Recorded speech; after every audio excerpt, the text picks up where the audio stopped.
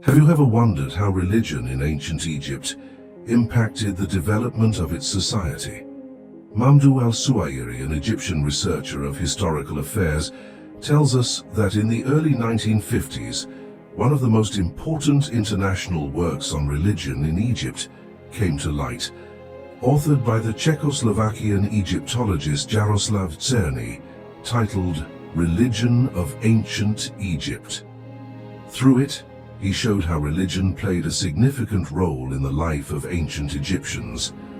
There was no force that controlled their lives like religion, which controlled almost everything. It was even a direct and principal reason for the development of their civil, scientific, artistic, and archaeological life. Without the religious beliefs of the Egyptians, we would not have seen temples, pyramids, tombs, statues, mummifications, and stories painted on the walls of their sacred tombs, for example. Can you imagine how history would have been without the influence of religious beliefs on these incredible constructions? The truth is, according to the Czechoslovakian Egyptologist Jaroslav Czerny, the history of religion in Egypt dates back to the history of the first written document discovered about that civilization, with deep historical roots.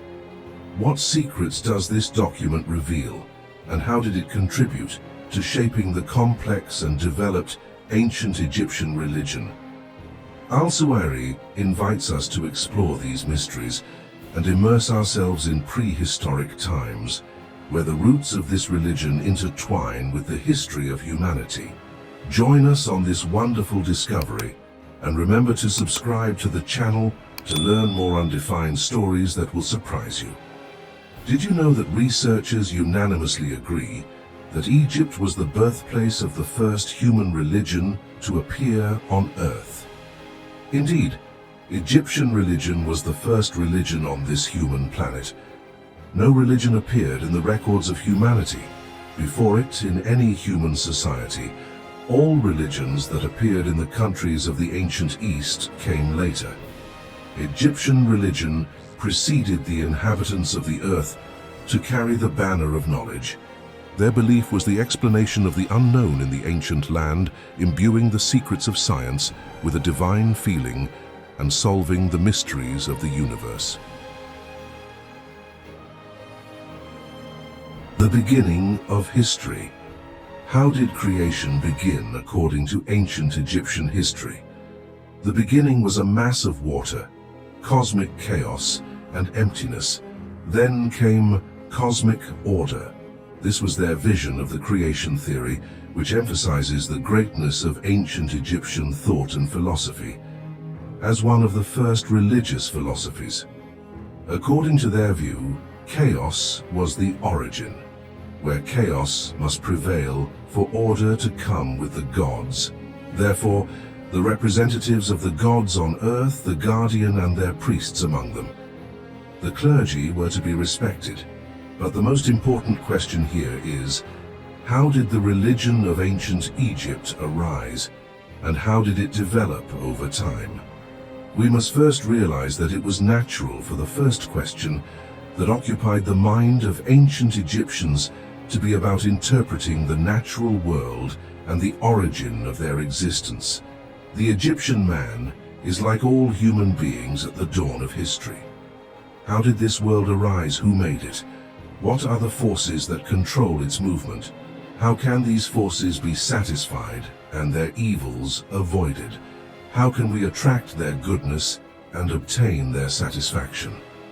The ancient Egyptians were the first to believe in the doctrine of formation and resurrection on the backs of creation, and the first to publicly proclaim this doctrine, and therefore they had a special theology with multiple characteristics, with all their beliefs emanating from the heart of divine theology.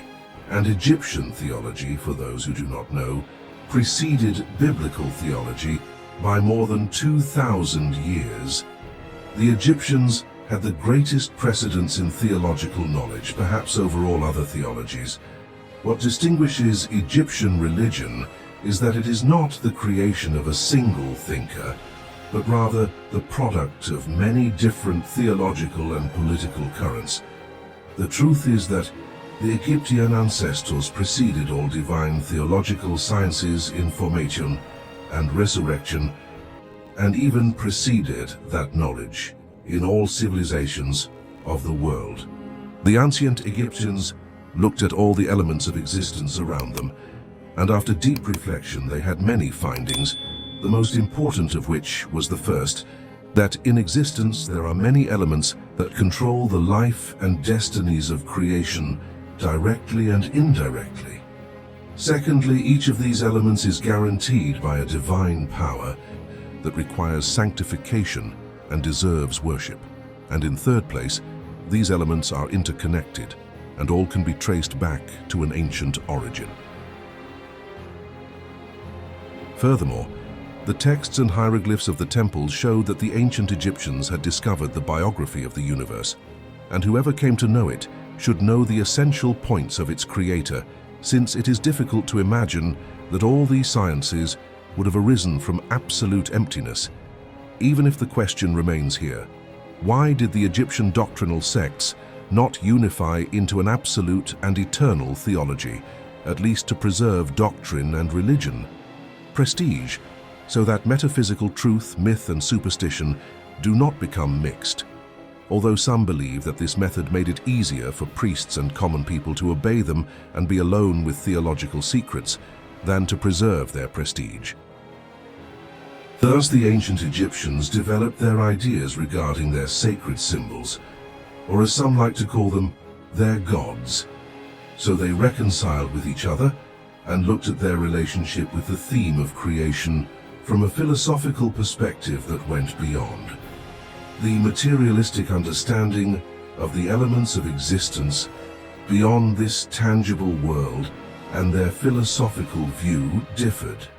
For the origin of existence, as a result of differences in political and social circumstances at times, or as a result of competition between their cities, as a consequence of the degree of maturity of their vision.